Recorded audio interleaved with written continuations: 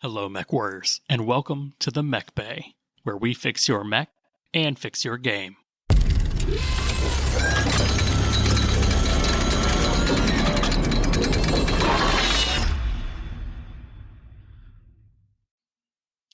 Hello, everybody, and welcome to the Mechbay podcast, your number one source for everything casual up to competitive tabletop Battletech content.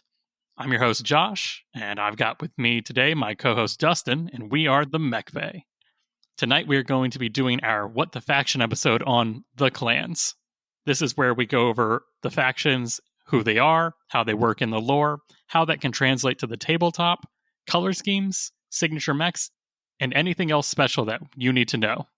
But as always, now for everyone's bi-weekly dose of motivation medication. Dustin, what have you been up to lately? I've mostly been playing Foxhole. That's your fault. Thank you very much. So yeah, for hobby progress this week, it's Foxhole, and for painting, also Foxhole, and that's pretty much it. I read a little bit of we're doing a book club. If you want to check out our book club, hit up the Discord. We are reading The Price of Duty, which is set in the Ale Clan era. And so I've read that. That's basically the only Battletech related stuff I've done this week, besides not doing Battletech related stuff, i.e. playing Foxhole. How about you? Been still painting up my diamond sharks. I've got a bunch more painted. You worked on your Comstar stuff a little bit too, right? I did. I got all of my vehicles painted, so they are fully primed, colored, washed, and right now is the hard part where I try to debate how much detail do I do on a vehicle that's supposed to be all white. And I essentially settled on a white top and a grayish camo, like OSL going down to dirt black on the sides. Yeah. So it'll look good. Right now I'm kind of debating, do I put these like pikes and strikers on hex spaces, or do I just leave them out and rotate them? Like they're kind of rectangular. I feel like it's not ambiguous for them like a mech. What do you do for vehicles? I have done both, I think. I'm pretty sure I landed on putting them on hexes, but the tanks, yeah, I mean, I think either way is fine. The tanks do look good just on the map sheet, but just for consistency's sake, I think I throw my, well, I don't think, I do throw my vehicles on hexes, except maybe the Ontos, because it's kind of bigger than a hex. You say that, but I literally painted over your Ontos and it's glued to a hex. So well, there you have it, folks. Dustin, don't do what I say. Do as I say, not as I do. But yeah, so I did, unfortunately, or in my case, fortunately, paint over your Ontos, Harasser, and a couple of your other mechs. So I now have 3 or 4 Mongooses. Mongai to go with your battalion of Comstar light mechs. And command lance of Black Knights as well. So I assembled the Comstar Black Knight 9, the Clan Buster variant, and I spent some time, did some inward thinking, and I decided on the Captain Morgan pose. So he'll be stomping on either a burned out vehicle or a clan burned out torso with like a giant cut mark in the middle. And I just really have to decide which clan mech I like the least to do that to. Choppy. Exactly. So the other big thing is I've got an old Atlas, an old metal one that only has one arm. The right arm is broken off at the elbow, and I'm going to do that like it's trailing smoke. So that'll be this week's like fun, fancy modeling project. I want that to be like the heavily damaged but still fighting because he's an Atlas D. I've done a lot of modeling, done a lot of painting. I didn't. It's okay. I made up for it this week. News-wise, we do have the new Il Clan source book dropping this Friday. Yep. So as of recording this podcast, that's happening tomorrow night. I'm going to wait on my print version because every time I buy a PDF, I buy the book and then I double purchase them. So I think I have to wait a week or something like that for the print version to come out. But they've already released the table of contents for this, so we kind of have an idea of what's going to be in this, don't we? Yeah, I checked it over. If you've read Hour of the Wolf and some of the other, books set in the Il Clan era that we do have so far, it doesn't look like there's anything too new happening. If you like to get your lore through the source book, I think you're definitely going to enjoy this book. I'm going to get it because I want to have it. I want to look through it and I want to talk about it. And there's going to be mechs in the back as usual. No big surprises as far as I can tell. so far. Yeah, we'll probably pick it up. We might do a quick little review of it. So yeah, stay tuned for that. Across the universe in other tabletop game news, I feel like I have to mention this just because of what's happening. So Games Workshop, our kind of semi-rivals, have done some IP warfare, and the fan base has been mad, and it actually ended up with the main subreddit, r Grimdank, kind of turning to a Battletech subreddit. So if you see any new players just stumbling around either on forums, on any discords, or doing anything, just be polite and welcome them to the hobby. If they're looking for a safe harbor, we can do that. So if there's like a hobby night where all the Warhammer people go, bring your Battletech, set your box, tilt it up so they can read Battletech in bright, beautiful yellow letters, and just kind of advertise like that, and don't be the drug dealer, but be the drug provider. Oh yeah, give them the first ones on me, right, for free. Let me get you a game. Yeah, show them that we actually exist and we're out there on the tables rolling dice just like they are. And if they want to, show them how to do that. The next part will be the fan mail section. So we got a HPG broadcast from Chad, who writes, "Hey Mechbay podcast, do you think Battletech is too complicated for beginners?" No, cool. So let's move on. But in contrast to something like War Machine, Battletech is not that easy. I have to go to multiple websites, research extensively, and then still may come away not finding the information I was looking for. The basic starter box has a primer with a bit of lore on the houses, but nowhere is it easy to find which house would use which mechs. I learned more from episode 7, what the faction, than from anything else. Also, what tactics they might employ, or even how to paint the army. That's all research-heavy Google time that bogs down a person getting into the hobby. You're not wrong. Yeah. A new player coming from another system wants to look through a book, find which models look cool, match up a playstyle, and begin. I think the beginner boxes, and I can only speak from the 25th anniversary box, do a good job of introducing the basic game, but to expand any further requires more effort than just learning how to play the game. The intro boxes whet the appetite with the bits of lore and fluff they introduce, but then to go any further, you have to spend time just gathering info before you can even begin.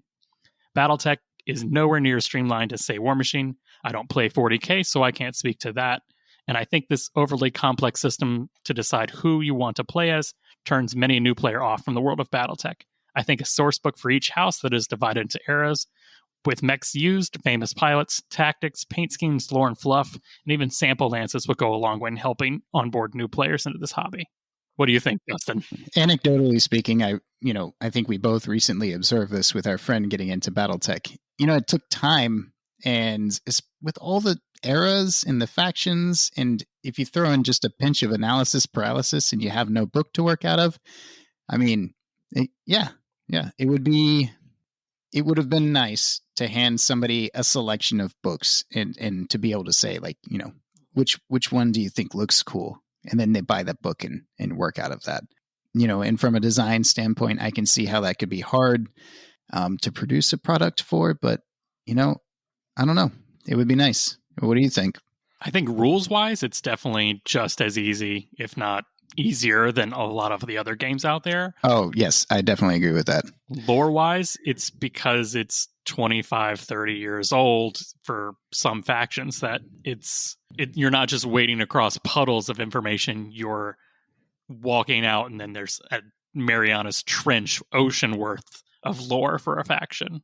Like, if you want to research the Lyran Commonwealth, there's 30 years worth of books on that. You can't just walk into it. Yeah, and there's eras to explore as well. And unlike one other war game that I have played a little bit and read a little bit of, the lore for, it makes a difference in Battletech. Factions come and they go.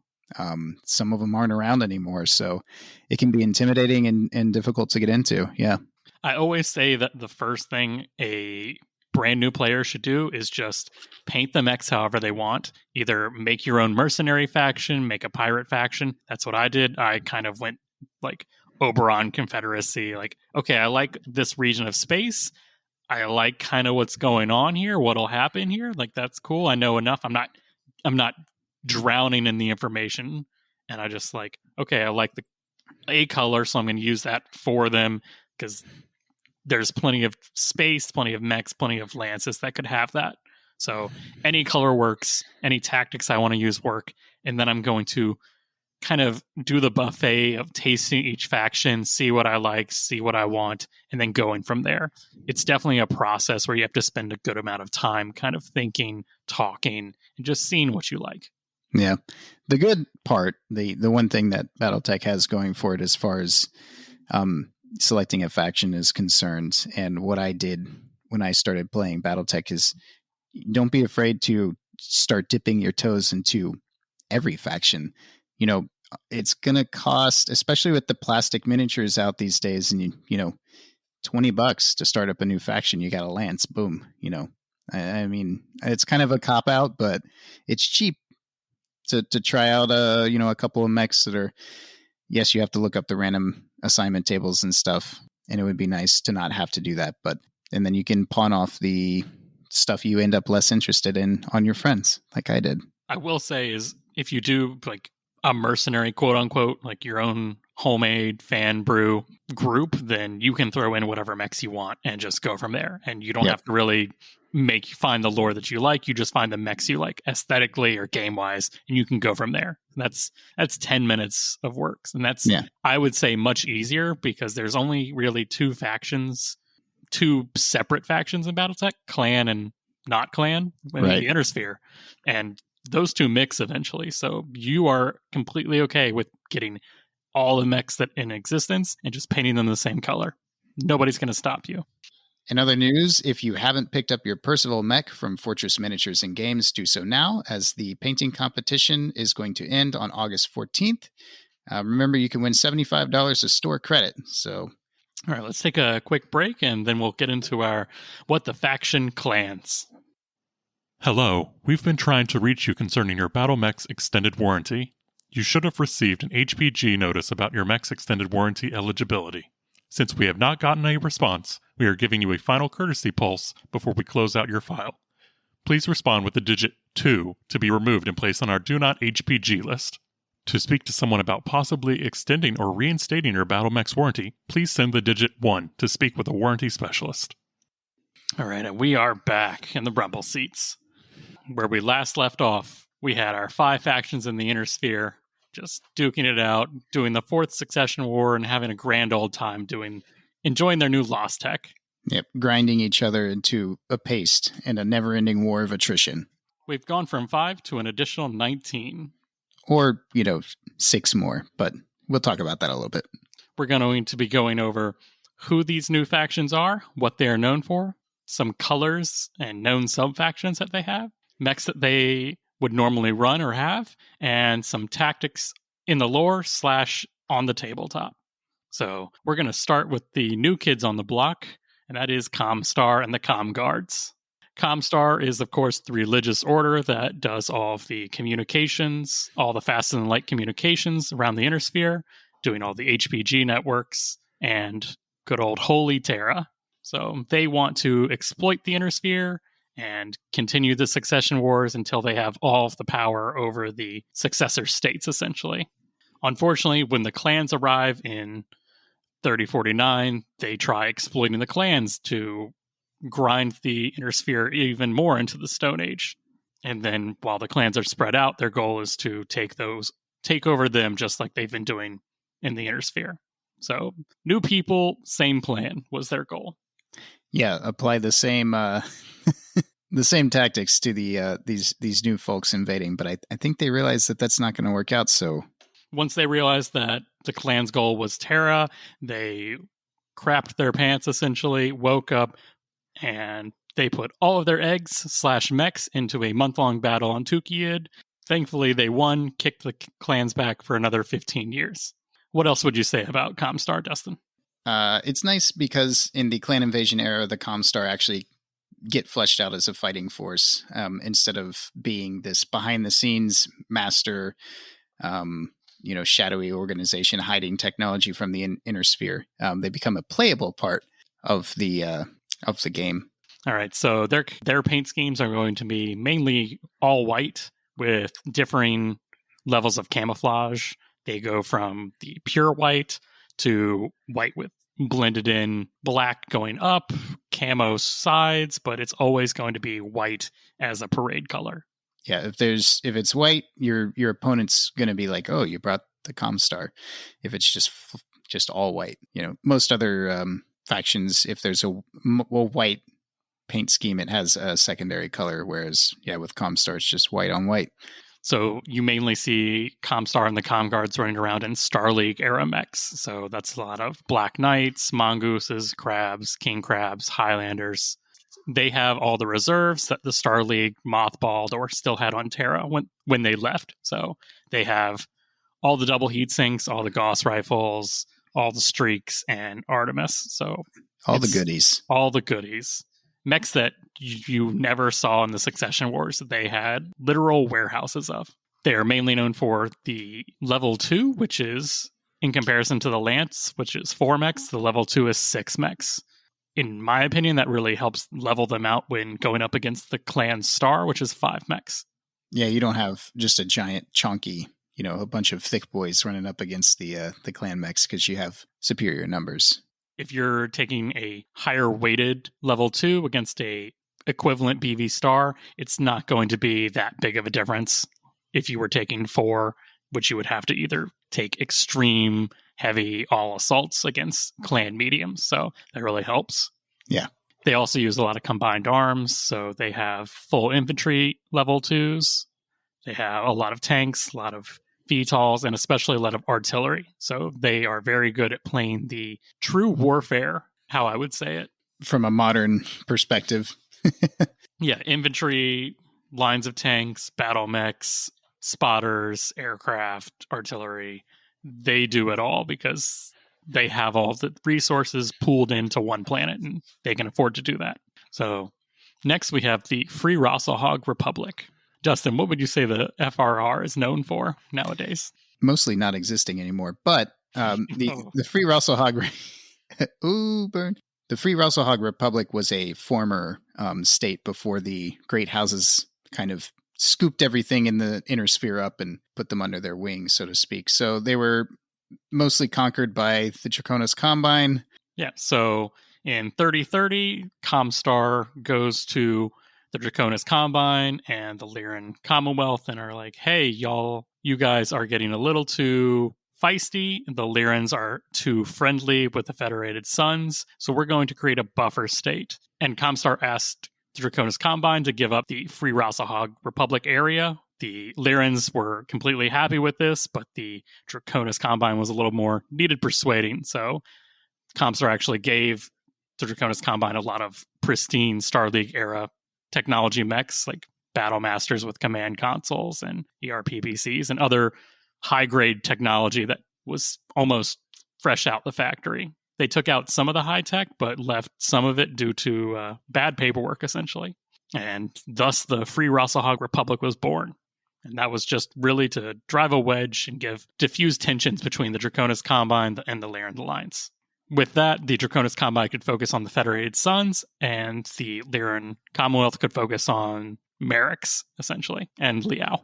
So, unfortunately, this resulted in a lot of unhappy Draconis Combine people, and thus the Ronin Wars happened, which was former DCMS pilots going around, burning, razing, doing what essentially battle mechs without jobs would do, and war crimes galore. And the Free ShadowHawk Republic spends the next 20-so years trying to clean this up. They hire a lot of mercenaries. Those mercenaries fight for the new country. Some of them actually turn rogue, do more war crimes, and the Free ShadowHawk Republic has a rough start going into the 30s, 40s, and 50s. So the FRR are going to be mainly running around with mechs that are really blue. They have a little gray thrown in for parade colors, but nothing too crazy. Unfortunately, you don't get a lot of distinct years worth of paint schemes because they're only around for such a short while. Our friend Kurt does have some really nice looking FRR mechs. Some notable units of theirs are the 1st through the 4th Dracons, the 1st through the 3rd Freemen, the Gunsberg Eagles, the Hussars, and the Cavalry. They spend most of the clan invasion on the run and essentially getting their butts kicked. Yeah, they were kind of in the way. unfortunately, being the new kids on the block, having 20 years of war beforehand, and being literally the in the middle of the road as the clan semi-truck. Yeah. Honk honk. But so those are our two new Intersphere factions. They both have important parts to play, but not very long, I want to say, during this. They have their shining moments where they get to live out on the battlefield, but they're not constantly around. Anything else on them, Dustin? Yeah, they're running Axeman, Hatchetman, and really you could use any Laren or Draconis Combine mechs because they're going to have those laying around being former Draconis Combine states or planets. They really like their Panthers and their Dragons just as much as the Draconis Combine, actually. Yeah, they really are a mix mash of Lyran and Draconis mechs. So if you want to put them together on the table, then you should play ZFRR. I should also mention that all of the signature mechs for all of these factions you can get from either Fortress Miniatures and Games or Ares Games and Miniatures. They have great prices, fast shipping, and plenty of extra material to tide you over in between games.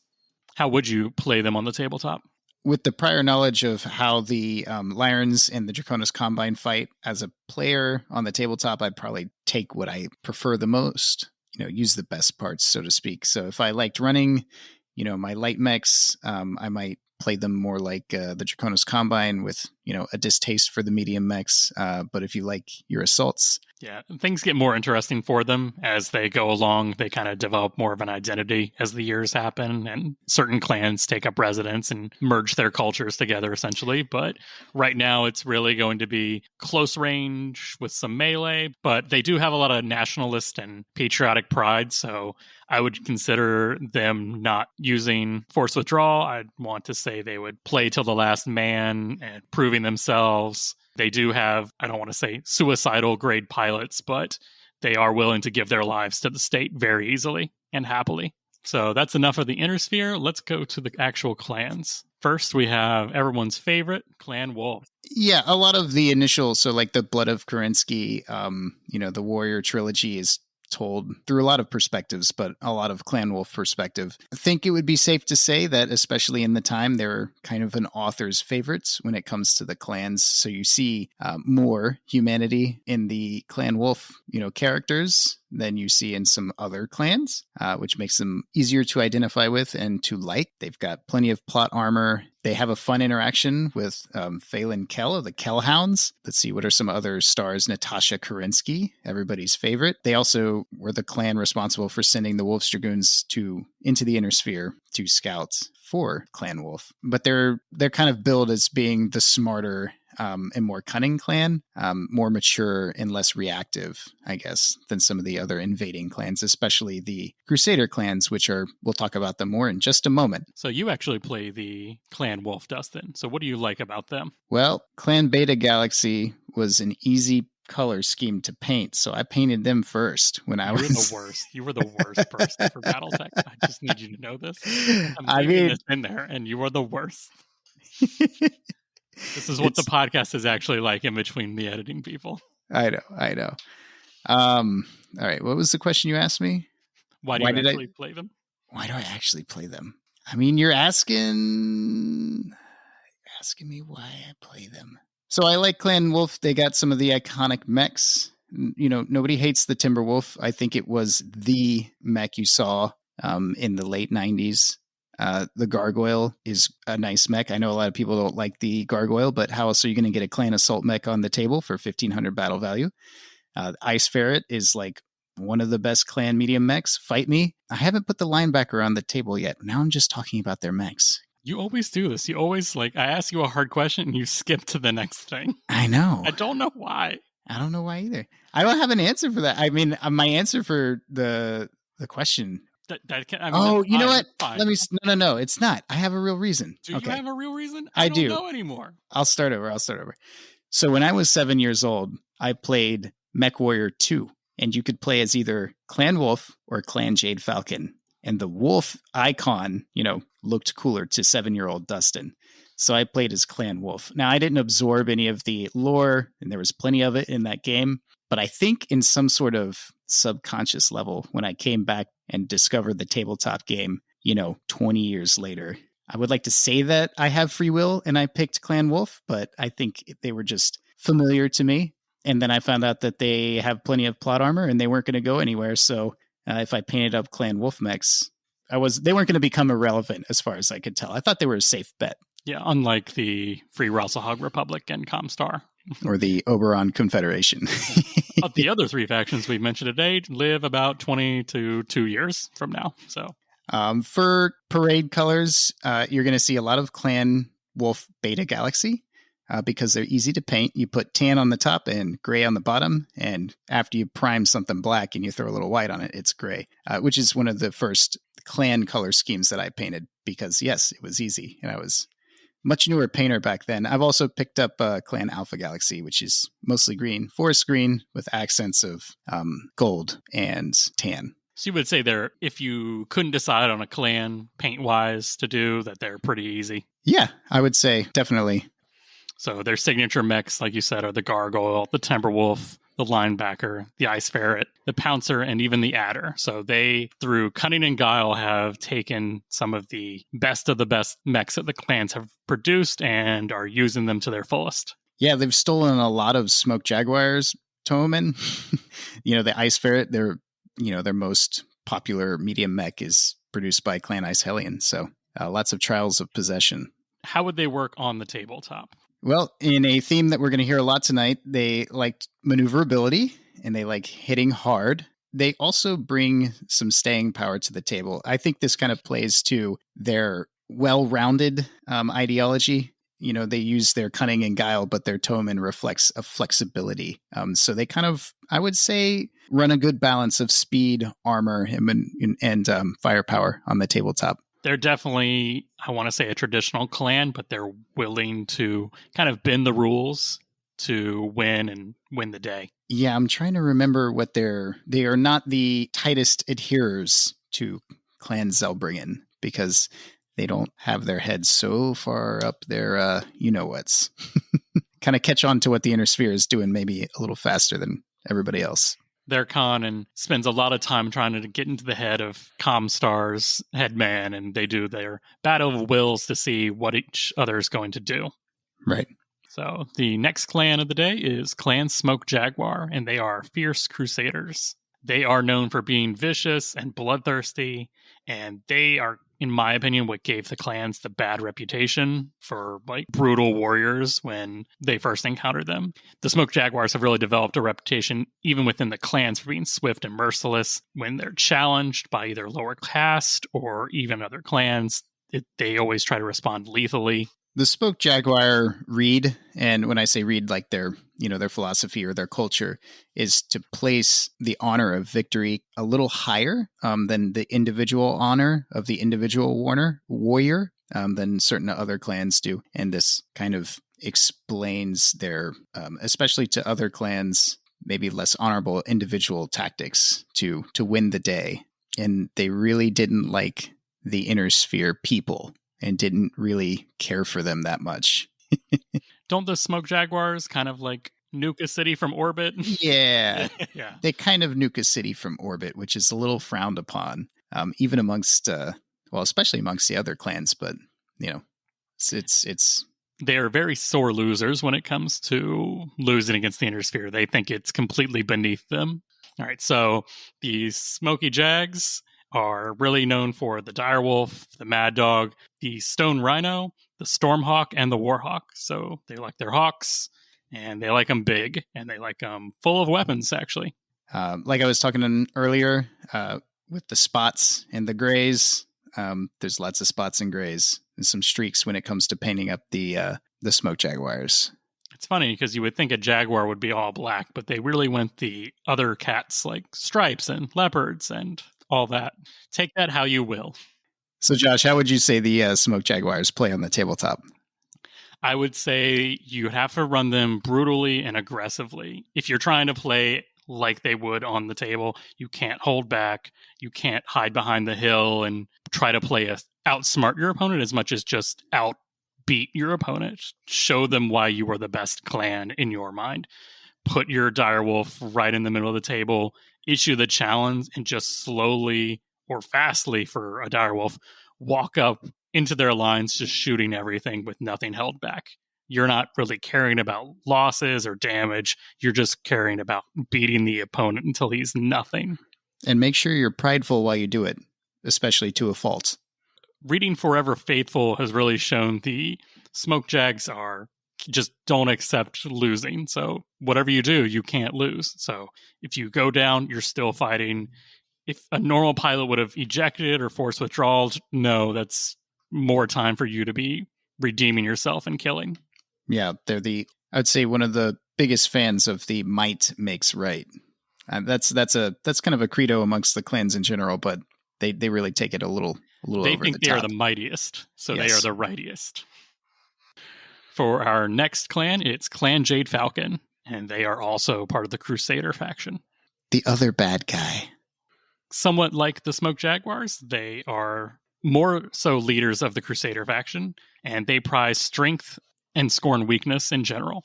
They are willing to strike at their own members if they sense an opportunity to elevate themselves or a wounded member, essentially. What else do you know about the Jade Falcons, Dustin?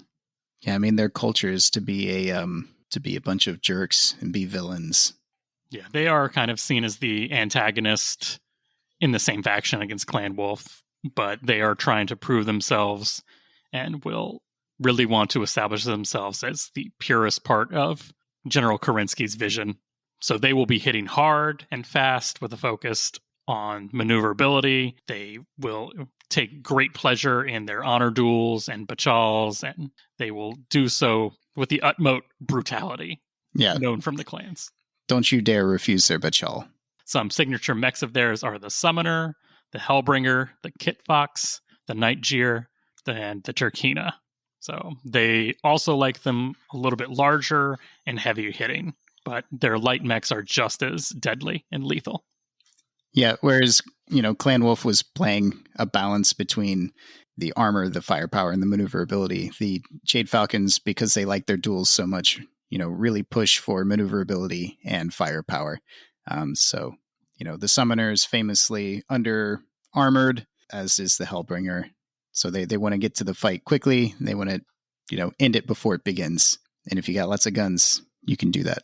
So their mechs are almost always painted in some shade of green, whether it be the bright green or more muted green with occasional yellow highlights around. Yeah, there's a reason they have the nickname the Jade Turkey.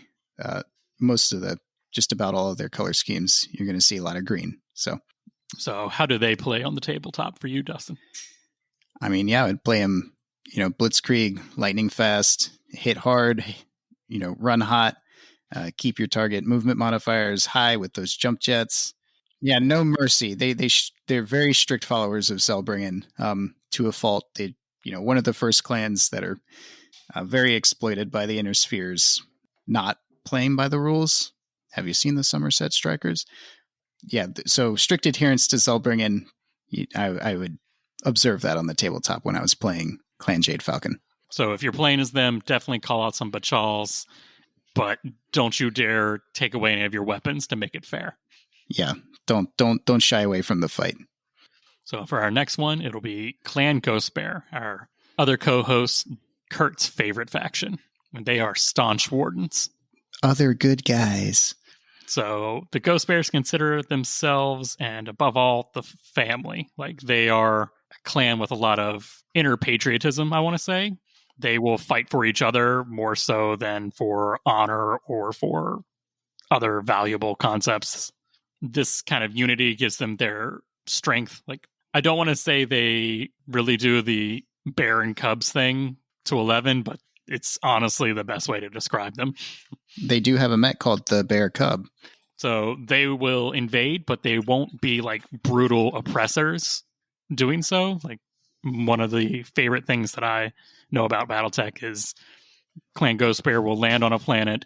There are no mechs or no combatants on the planet. So they issue their bachal and the people say, we don't have anything to fight, but we'll play you in a football game. And they accept. They kick the Inner Sphere's butt at football. And they're like, cool, welcome to Clan Ghost Bear. And they just kind of move on from there. So they're willing to play, but they're not willing to like break your kneecaps to do it. They end up settling into the inner sphere. They're just like less crazy, frankly. They come across as, like you said, they're still going to kick your butt, but they're going to be nice about it. And they're going to commit maybe a few less war crimes while they do it. I hate to say they take all the bear tropes to 11, but the bear is fine. Just don't poke the bear. So It's really they're not going to rip your face off unless you provoke them. Yeah. Yeah, definitely not a weak Toman by any means. Yeah, not to be mistaken for weakness. No, because they are very prideful in their Tomon. Yeah. So some mechs that you might recognize from them are the Fire Moth, Executioner, the Mad Dog, the Viper, Kodiak, the Sun Bear, the Winnie the Pooh, and the Yogi. You'll see the Kingfisher in there too. You see a little more second line mechs in their stars than you do with a lot of other mechs, especially during the invasion. They're still using plenty of Omni mechs, but some regular battle mechs. Yeah, the Kodiak is a battle mech, and so is the Kingfisher. Aesthetic counts for something for them. Just they don't have to be pure efficiency. Sometimes just enough to do the job while also looking good is good enough for them. So if you have any older Star League mechs that you might want to run as a clan, they would be a great option for that. Their colors are going to mainly be blues, snowy camos, and icy schemes. So anything from kind of like that icy white to a dark rich blue with spots or something like that is going to be perfectly at home in a clan Ghost Bear color scheme. Yeah, their homeworld's like an icy hellhole, right? As much as all of the clan homeworlds are. Yeah, that's true. They all kind of suck. You're going to see little dots, little polka dots on your clan Ghost Bear mechs. So have fun painting those. It's not that bad. Next time we get Kurt on, he will go deep into Clan Ghost Bear and why they are the best. But playing him on the tabletop, I know why he likes them, and that is their tactic of using a lot of elementals and a lot of larger mechs. They will have entire stars worth of elementals that will ride the Omni mechs and jump onto you. Yeah, you're going to see that binary, with the 5 mechs and the five stars of elementals riding into battle on them. So they favor these faster mechs to get those elementals onto the field quickly.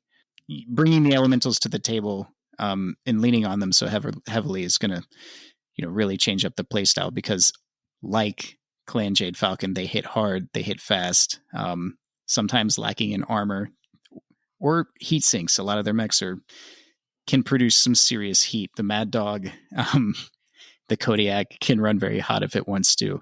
But that makes sense because all of their mechs are designed to run on their ice worlds. Exactly. Run them in there, drop the elementals into or next to your enemy's heavier elements to tie them up and have fun bringing the heat and the pain. Yeah, they are you are being conquered. Please do not resist. Yeah, do not resist. Leaving Kurt's clan Ghost Bear, we will go to my clan Diamond Shark, which are, at this point, confused Crusaders. Yes. So you can tell it's all about Clan Diamond Sharks because this is the clan that you play. Yeah. When you do decide to play the clans, because you're an Inner Sphere player at heart. So you played the closest thing the clanners have to an Inner Sphere faction, right? The closest that didn't get annihilated, yes. Right. So Clan Diamond Shark is known for not always being Clan Diamond Shark, but being Clan Sea Fox. And then maybe Diamond Shark later. Yes, so they... Confusingly. Clan Sea Fox later. Or Sea Fox, yeah. So they have an identity crisis a bit before the invasion, and they're still pretty confused on if they want to be Crusaders or Wardens. They're really split. And they are known for not having the most influential warriors, having a larger lower cast of technicians and merchants. The merchant, yeah. They got their merchant class on lockdown, and they play that logistics and market game, which few clans do. Yeah, so they do all of the trade and dealings for the clans, essentially. They are very much how much can we profit and win for the clan? What this turns into is the warriors are there to support the merchants. They're the bodyguards and the escorts and the ones that actually show off the wares that they are producing and selling. They've had their hand in a lot of battle mech design and manufacture just because they do so much trading, which is why I like them. They have the opportunity to have a little bit of everything that the clans make. There's not really any mechs that are off the table for them. But yeah, what do you think about the Diamond Sharks, Dustin? I like them because I hear a lot about them because you play them. I like that so many of the clans are so wrapped up in their warrior cast that you forget the rest of it exists sometimes. And it's nice to have Clan Diamond Shark kind of grounding the lore in the fact that other people exist in clan society. I think that's the biggest thing I like about them.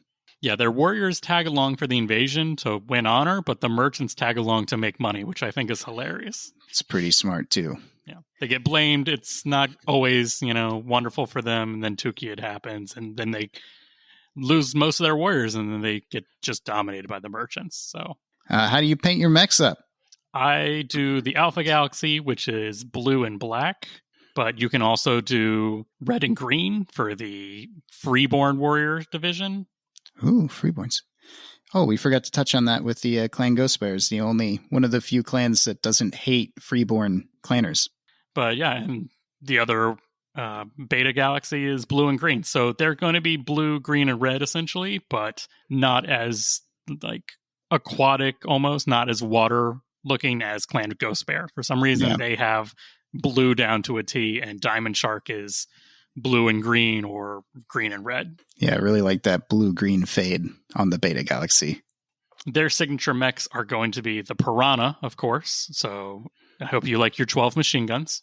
Mm-hmm. The Nova Cat, the Mongrel, also the Mad Dog, the Warhawk, and the Arctic Cheetah. And later on, the Mad Cat Mark II. Famously produced to maybe sell to the Inner Sphere. Exactly. But not if you ask the other clans. It's named the Mad Cat Mark II, not the Timberwolf Mark II. Yeah. I find them also to be one of the easier clans to paint because any mech that you get can be them, and you just throw either a coat of blue or red and green on, and you're good to go. So how do you play your Diamond Sharks on the tabletop? So at this point, they're still trying to prove themselves as warriors, so they're actually going to try to put up as big of a fight as somebody like the Smoke Jaguars or the Jade Falcons, but they're going to be persuaded by the merchant class behind them to kind of go for that like secondary objective, like leave salvage. We want to sell the mechs, or don't kill them. They could be buying stuff from us to fight us next year. Yeah, you don't want to burn all your bridges because unless you're selling bridges. I do think it's fun that they kind of coined the Death Strike term, which is taking down a mech that's 3 times their tonnage, which kind of shows you how much they're willing to prove themselves. Like they will go in underweight and try to bid very low to earn so much more honor. So they kind of like being the underdog even when they fight on their terms. It's fascinating. Like I said, they have a rough time. Things get worse, things get better, and they're just a fun hybrid Inner-Sphere clan faction in my brain.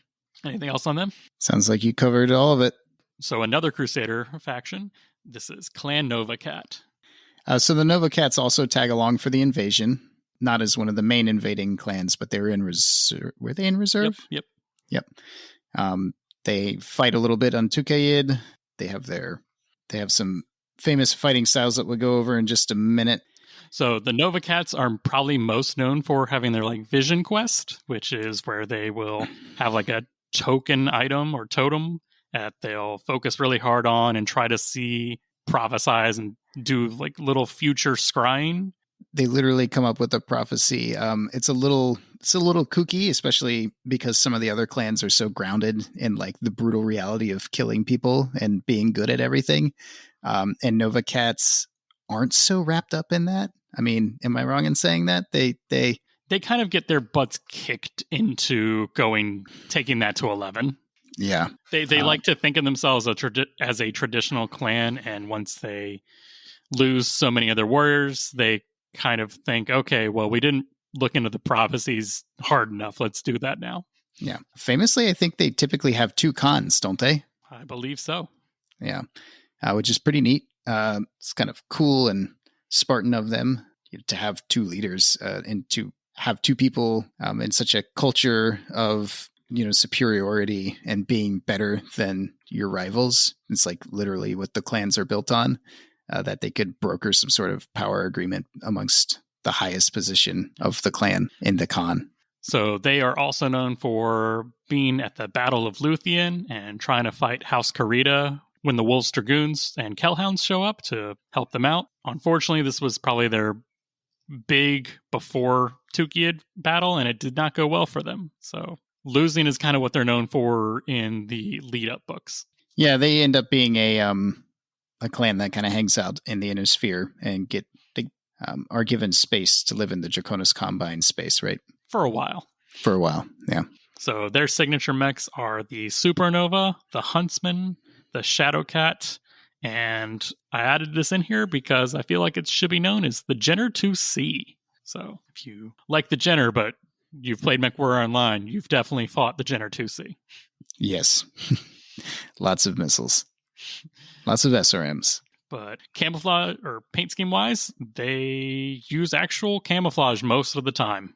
Like they will just paint their mechs to the battlefield's scheme to try to give themselves an advantage. They're always trying to take a second, see how the battle needs to be played, and reacting accordingly. But they are also known for their red, white, and blue kind of styles for parade. The Nova Cats are known for their accuracy and marksmanship. So this kind of comes about due to their make every shot count because we don't have a lot of backup shots to take. So they really like their ER large lasers and other energy-based platforms because of that. They're good fighters, probably not as strong or as heavily tunned as the other, I want to say the big four, but they will have elite pilots that would not be afraid of shooting and putting all their eggs into those one-shot baskets like Gauss rifles or ER large lasers. Some tactics on the tabletop that they're known for are the hover drop maneuver, which did not go well for them on Tukiad due to a Comstar aerospace asset crashing into their dropship, killing their con, and essentially ruining their plans of doing anything worth noting. They are also known for studying the enemy and fighting smart. So that would be seeing how your opponent is going to play. Like if they're being very reactive, you be very defensive, let them make the mistake and then exploit that. If they're doing a lot of artillery, you want to do the run up blitzkrieg tactic. And if they're doing a lot of slower armor, doing a lot of encircling, nipping, and trying to force PSRs. What about you, Dustin? How would you? Through playing some of the Dark Age, Draconis Combine stuff, you get a lot of the Clan Nova Cat mechs wrapped up in there. But yes, playing to their strength of bringing long-range weaponry, you might need to play the edges of the table, not allow your opponent to single out any of your mechs, but also maintaining range, which can be difficult to do. But playing to the strength of the mechs you're bringing to the table, playing that long game. So a lot of sniper mechs and a lot of teching to your opponent, I would say. Yeah. All right. And our last Invasion Corridor Reserve clan, and that is Clan Steel Viper. And they are the last warden that we will talk about. So, Dustin, how much do you know about the Steel Vipers? Literally nothing. Besides them getting annihilated later on and being a token reserve clan in the invasion.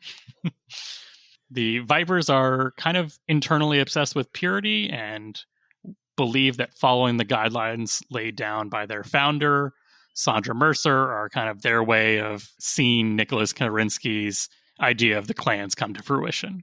So, ooh, tell me more. That's all I got. But yeah, they are just a traditionalist clan, but also on the warden side, essentially.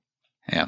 They think themselves to be the protectors in the inner sphere from something, and they're just there to tag along to make sure that it's done correctly to Karinsky's vision. They are known for the Vapor Eagle, the Crossbow, and the Battle Cobra, and of course, everyone's favorite, the Viper. Those are some nice medium mechs. Yeah, no, they do have good mechs. Like, they are not a non-clan. So yeah. They like them fast, and they like them... I don't want to say pulse lasery, but the Vapor Eagle is a very good second-line mech. Mm-hmm. Color-wise, they're going to mainly be metallics with silver or gray, with some red and green thrown in there to your taste. Their tactic that they are probably most well-known for is the Viper's Maw, and this could translate really well on the tabletop. And that's a pincer movement with elementals acting like the venom. If on the pincers. So the two flanks go around, they pinch, and the elementals jump off and jump forward. Ooh. Yeah. During this, though, there's a almost flanking maneuver due to another unit called the Maw, and that's supposed to give you deal with the elementals or you deal with the mechs that have flanked you. Please pick one. Yeah.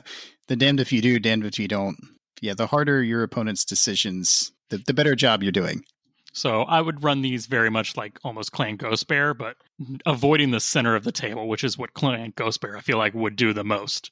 Yeah, the Clan Ghost Bear is pretty famous for bringing some heavy assets to the field, and with such fine medium mechs, you're not going to be able to anchor the center of the field like you would with those heavier assets.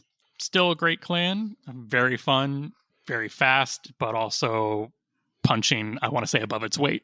So that is all of the invading clans. So we will just briefly touch on the ones that didn't invade, just very briefly, just so you're aware that they exist. So first one of those is Clan Star Adder. Anything you want to add about them, Dustin? Ooh, I also don't know anything about Star Adder. Did they make the Adder? Oh, you mean the Puma? Yes, they did make. So Clan Star Adder is known for making the Puma mech. Great. That's very confusing, but... But the Puma is its inner sphere, so it's the adder to the clan, so that makes a little bit more sense. Oh, is it the adder to the clans? Yeah. Okay, I was about to have an identity crisis because I pride myself in using clan names for Omnimex, and I was like, wait, no, it's the adder. I'm dying. They're known for like doing the very much a snake-like tactic of lying in wait and then waiting to strike. So they will be powerful and aggressive when they do pounce on you. During the invasion, they're kind of plotting their takeover of the Kerensky cluster. Well, it makes sense through their kind of their totem mech, the adder. I'm going to guess it's their totem mech. I don't know that because I don't actually know anything about the clan. But yeah, relatively speaking, for clan mechs, the adder is very slow, especially for a light mech. But boy, it's got 2 ER PPCs and they slap. All right, our next one will be Clan Ice Hellion. So the Ice Hellions are the gotta go fast for all of the clans. So they prize speed above all, and unfortunately are very quick to anger and thus quick to attack and kind of trip over their own aggression, and a lot of their other clans will exploit this against them. Yeah, the clan Ice Hellion really just came across to me in the lore as just being kind of nuts, even as far as the clans are concerned, because they're all a little nuts as far as I'm concerned. But yeah, I get this real fast, hard hitting, but completely unfocused mongrels. They definitely take Blitzkrieg to an entirely new level. I can imagine them overrunning their supply lines and almost circling the battlefield, waiting for them. Yeah, I haven't encountered any lore or literature, in the lore that makes them anything other than a joke, but or the butt end of some battle. They are kind of used as the faceless antagonist for clan warfare. Yeah. They're easily exploited, essentially. Yeah, the Ice Ferret, the Ice Storm. They also help make the Kodiak and the Thresher, so... Yep. Thank you from Clan Wolf for producing one of the greatest medium mechs that we then stole from you. All right, so next is Clan Fire Mandrill, and they have slightly ego complex because they consider themselves to be the greatest warriors in the clans and are constantly trying to prove it with internal fighting between the rival Kindras, and that's the allied bloodhouses within the clan. And while their warriors might be highly skilled, they're so internally fractured that it really makes the clan hard to operate as a whole. Of course, their mechs are going to be the Mandrill, with also the Huntsman and the Crimson Longer. So they're like a clan inside of a clan. They're like they're like a recursive clan. A microcosm of all the clan politics put together.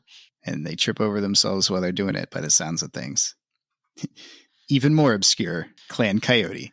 See, you would say that, but Clan Coyote is the technicians and semi-mystics of the clans. So the Coyotes were the premier faction. Were they the first to create the Omnimech? They created the Omnimech. Oh, yeah. So they were the dominant clan during the Golden Century. They were making all the cutting-edge technologies, and they had a bunch of rituals that they also claimed gave them prophetic visions, so kind of Clan Novacat as well. Unfortunately, this dominance faded when the other clans started doing a whole bunch of trials of possession against them, and they really kind of never got back to that. But so they brought too many cool toys to the schoolyard and got beat up. Exactly, which is a real indication of how the clans operate. They really produced all the good stuff, and it kind of bit them in the butt. Yeah, and as far as the clans are concerned, if you're not the best at using the weapon, you need to give it to whoever's the best. I think that's literally how their trials work. What kind of mechs can you see Clan Coyote running? So their mechs are going to be the Canis, the Coyote, and the Lupus. But due to them designing so many early second line mechs, that you could run almost anything with them. Nice. So next one will be Clan Blood Spirit. So the Blood Spirits are unfortunately really isolated and resource poor to be a clan. Are they just geographically isolated? Yeah, they're kind of on the outskirts, if I remember the map correctly. There you go. And their worlds just don't have as much as the barren, inhospitable places that the other ones do. Yeah, it says something because the clan homeworlds are famous for being awful. They have a tradition of diplomacy that's kind of served them in the martial society, but it hasn't, it just mainly keeps them from being annihilated or absorbed from the other clans, which kind of uses them as a punching bag to build themselves up. So right now, unfortunately, they do get destroyed by Clan Ice Hellion in 3084, and it's kind of downhill from there. Yep. So this is not a clan that's going to be around forever. They strictly follow the force composition rules set by, General Kerensky. So they've got the Blood Kite, the Predator, and the Crimson Hawk. Next, we have Clan Burrock. They are the shady dealings, kind of the espionage clan. They're completely willing to get their hands dirty most of the time to get what they need and get what they want.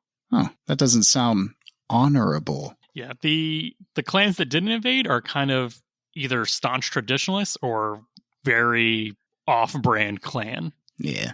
They had enough problems or were so focused on other things that the inner sphere being a prime target was either out of their reach or not attainable at all. There's a reason why most of them didn't invade, and it's not just because... It's not because they didn't want to, it's because they didn't have the resources, right? Didn't have something. Didn't have something, okay. So they like their autocannons, high speed, and electronic warfare. And they really hate the Blood Spirits. But later on, they will get absorbed by Clan Staradder. Another clan that doesn't really live a long time. But during this time, they are, of course, using their totem mech, the Burrock. Yeah, that's a pretty cool mech because it's got an Ultra AC-20 and 6 heavy medium lasers, which is, if it hits, a lot of damage. That's a lot of damage. That's a lot of damage. Next is Clan Cloud Cobra. Oh, man, that one took... Clan Cloud Cobra. Say that 5 times fast, right? Yeah. So we've had prophetic visions and some more religious prophecies. Clan Cloud Cobra. Clan Cloud Cobra. Are almost the monks of the clan, so they are very much into their faiths. Ooh. Yeah, they are extremely religious, and that's the best thing that you could say about them. But they do focus a lot more on aerospace, so they spend a lot of their resources on air assets rather than ground assets. Interesting. Next, we'll do Clan Goliath Scorpion. Oh, so yeah. What I was trying to say is, while Clan Cloud Cobra are the religious ones and Nova Cats are the Vision Quest prophecy ones, Goliath Scorpions the take drugs and hallucinate ones. Yes, they are. They like their smoke their scorpion venom. Yeah. So they're the walk out in the desert, and instead of having a Vision Quest, they got stung by a scorpion and hallucinated, and then they thought, this is a great idea. I saw some crazy things, and maybe it'll help me in battle. And they refine that, turn it into a drink, and they literally drink scorpion venom to try to give themselves an advantage on the battlefield. So, but they also are going off on technology quest, is what I'm going to call them, because they're constantly in search of. They're like the historians of BattleTech. So Snords Irregulars are rumored to be part of them. Yeah, I was going to say they're like Snords Irregulars, but less silly. Yeah, and so more serious. there's a lot of rumors that Snort's Irregulars are actually Clan Goliath Scorpion, who bid to have their essentially historians and relic finders go into the inner sphere and look to see what was around there. So Yeah, different kind of scouting mission. Like, exactly. Yeah. They were there to as archaeologists, just in case things were completely destroyed and there was nobody there. Or is it the Goliath Scorpions in Forever Faithful, or is it the Hell's Horses? Yep. Yeah. They Clan Goliath Scorpion is also responsible for one of my favorite BattleTech action scenes involving some former Ghost Jaguar elementals and a Urban Mech 2C. They like their four-legged mechs, though. So, of course, the Goliath and the Scorpion. And the Scorpion. You can't make this up, people. It practically writes itself. But yeah, so they're constantly, if you want to play someone that's looking for like salvage, rare technology, lost tech, I'm talking like old, original, straight from the factory and 500 years ago technology, they're the faction for you. Second to last, we have the Clan Hell's Horses. They are kind of strange in that they show an unusual reverence for the non-battle mech assets. They like vehicles, like a lot. Yeah, and they win some fights against the other clans and kind of leave them with that question of like, is the battle mech, really the king of the battlefield? Are the mech warriors, do they deserve ultimate respect, and can they just sit around and, make fun of the guys that drive the tanks after getting their butts kicked on the battlefield by armor? See, it's fine when your entire planet's just completely flat and all pavement or something. So, when you don't have to navigate the terrain that battle mechs are famously good at navigating, it's no big deal. But they very much like their four-legged mechs, kind of like Clan Goliath Scorpion. So Goliath Scorpions, they have some weird transformable vehicles if you keep going. So we don't talk about those. I mean, we do. We just look at me, brother. Yeah. Do you know how they work on the table? I don't. Yeah. We'll get to them one day. One day. All right. And of course, Clan Snow Raven. So they are the weakest clan by ground units, but they make up for this with an overcompensation in aerospace and Navy forces. So what's Navy do? Yeah, they have all of the warships. Like they have a significant portion of the warships that General Kerensky took over, as well as the new ones that the clan made. So even if you win on the ground, just remember they rule the skies. Yeah, and they are not afraid to fire those assets from orbit while their limited forces on the ground fight. So if you're playing with them, you like imagining broken arrow, danger close, stuff like that. And lastly, our honorable mentions are the clans that died before we got here. That's Clan Mongoose, Clan Widowmaker, and Clan Wolverine. So these are all gone by the time the clan invasion happens, right? Yeah, so if you like these guys, you want to play someone in early clan history. So that's during the Succession Wars, but deep in the periphery. Yeah, because other clans end up getting absorbed, but not before the invasion. So Clan Mongoose, they kind of suffered from being too aggressive and like the worst parts of Jade Falcon and Smoke Jaguar, and they tried to be the best clan through political attacks and battlefield attacks, and all the other clans kind of looked at them and wore them down until there was nothing left. Yeah, they would be slowly absorbed by Clan Smoke Jaguar, and which would kind of lead Smoke Jaguar into being the power player that it is today. Huh. Next is Clan Widowmaker, which is where we get Natasha Kerensky's pilot namesake, the Black Widow Company. Now it's coming back to you. So these were kind of the... Can't come back if it was never there in the first place. So these guys were the almost attack dogs for Nicholas Kerensky during the early age of the clans.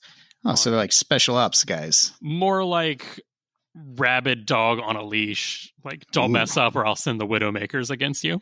So they were extremely brutal and ferocious, and they got absorbed by Clan Wolf due to just being kind of let off the leash and needed to be, quote, put down.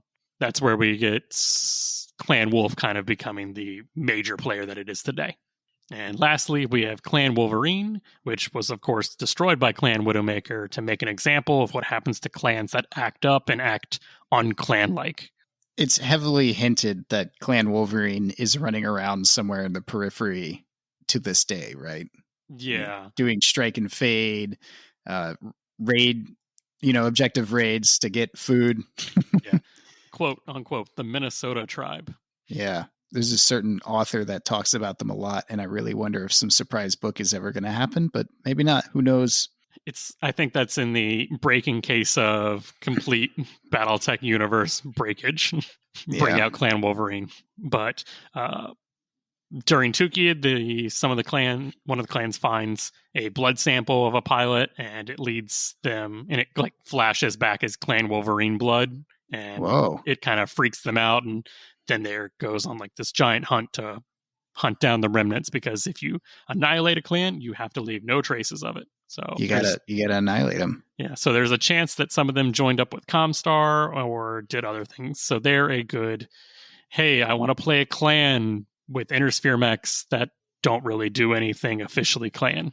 All right, so those were all 20 clans plus the 2 new Intersphere factions. Dustin, what did you think going through all that? I personally always thought that there were too many clans, so it's good that some of them are disappearing and have disappeared. Sorry to those players that painted up mechs.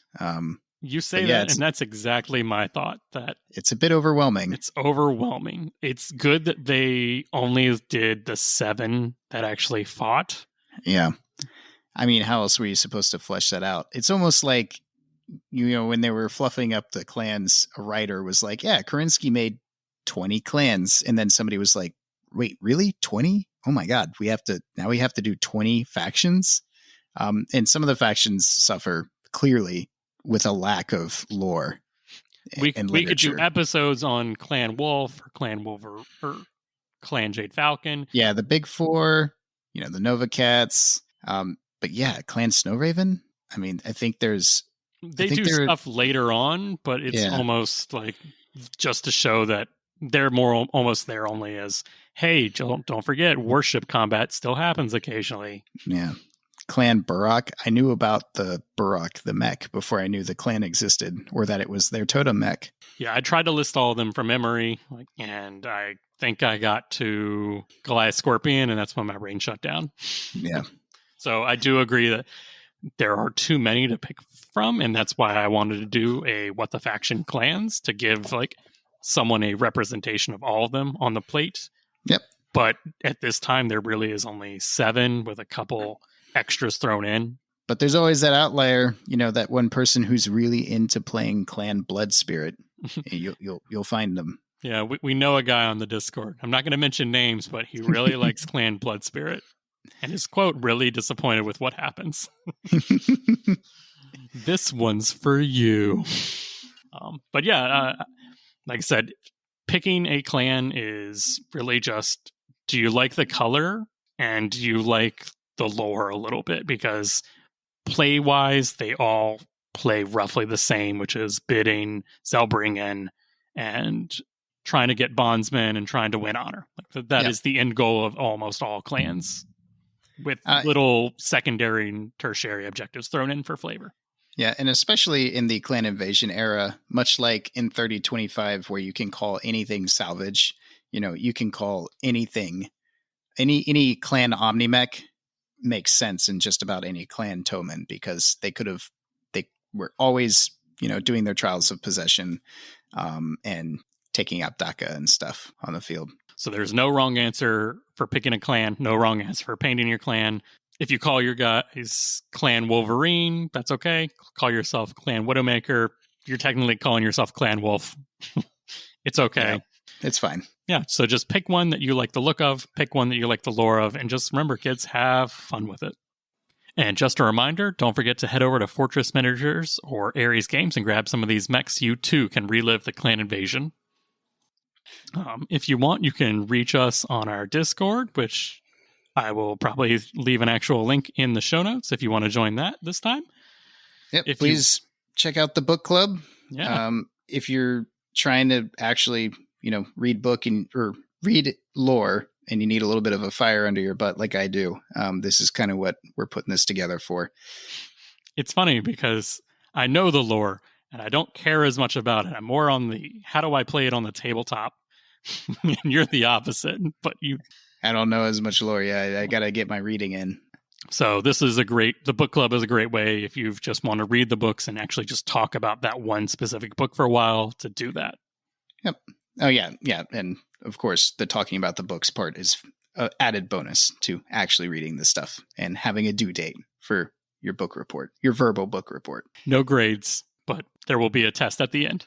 We also have a Patreon, so if you like the content we're producing and you like the faux commercials that I throw in, feel free to contribute to that, and we'll definitely give you a shout out either by name or by mech or by call sign, however you want.